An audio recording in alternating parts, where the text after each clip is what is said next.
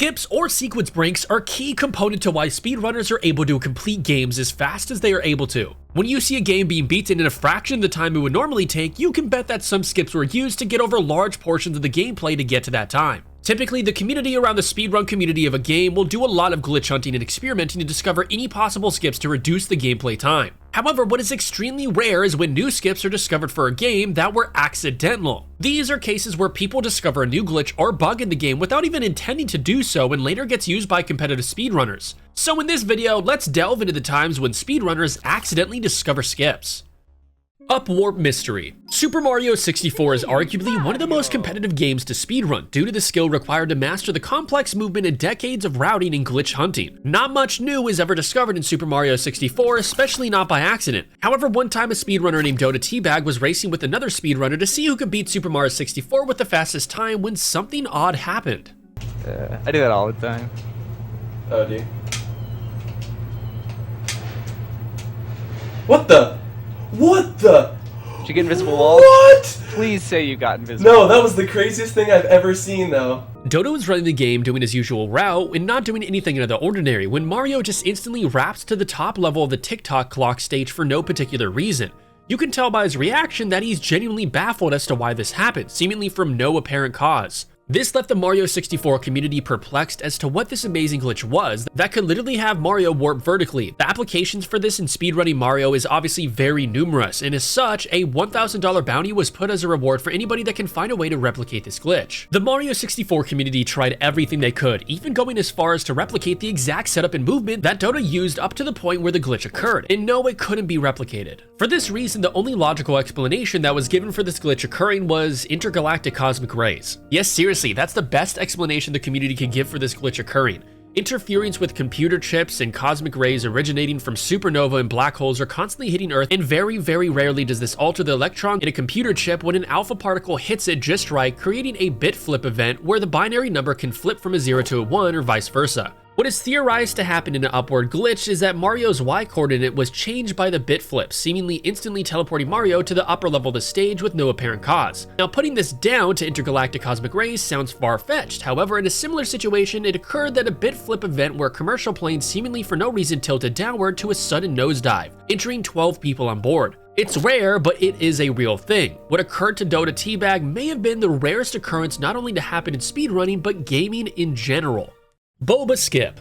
It's quite rare when a speedrunner and glitch hunter accidentally discovers a variable skip for speedrunning. However, what is even more rare is that when someone who isn't even part of the speedrunning community and just a regular streamer accidentally discovers a skip. In this case of Metal Gear Solid 1, a viable skip was discovered by a streamer from the Yogscast named Boba, where she found a way to glitch through a locked door at a difficult part of the game by pure accident. Let me in. Oh, I don't even remember my shit. What? Help me? Help. Help? What happened? Hello? What? Are you f***ing with me right now? Are you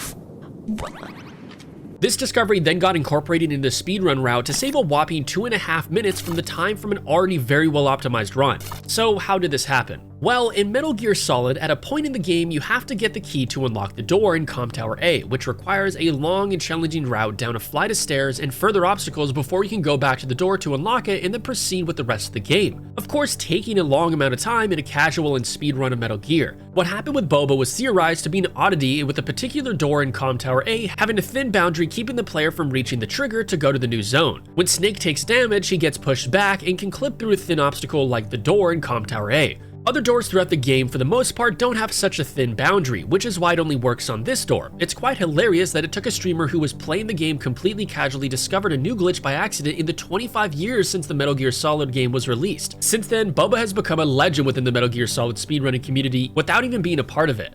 Jumping out of a cutscene. Portal 2 was the sequel to the much-beloved Portal game and maintained and expanded upon the physics-based puzzle elements of the first. Both Portal 1 and 2 were very fun to watch due to the fast-paced and crazy glitches and tricks utilized by speedrunners. However, a bit of lull in the Portal 2 was near the start, where you would have to sit and watch the infamous cutscene on the second-to-last level of Chapter 1, where unfortunately you would have to sit through a relatively long and drawn-out sequence of dialogue before proceeding with the rest of the game. Many speedrunners theory-crafted ways to bypass and skip the intro to Portal 2. The main obstacle was the invisible wall that surrounds the player during the dialogue sequence, and for the longest time it was looking pretty much like a dead end.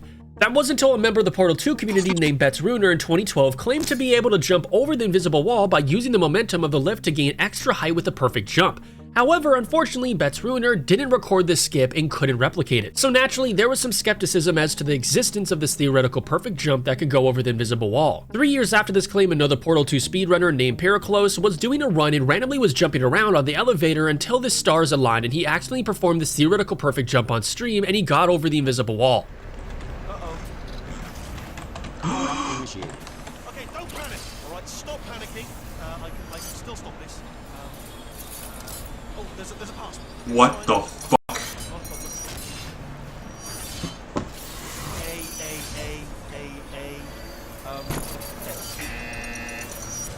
I can't believe I just did that.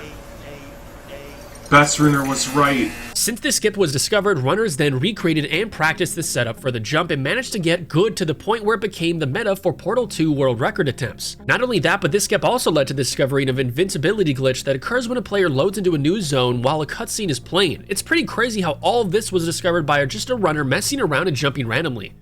Pokemon Instant Text Glitch. Like all Pokemon games, Pokemon Red has a huge time sink when it comes to text speed, so if you play any Pokemon game, you'll know there's a lot of text boxes that display throughout the game, and of course for speedrunning, this adds up to unnecessary time. One of the most infamous glitches discovered in Pokemon speedrunning is known as the Instant Text Bike Shop glitch. This was discovered by pure accident by a runner named Swap, who during a run went to the bike shop and canceled the text box midway through the conversation. After leaving, he discovered something was a bit unusual about his game. Wait, what?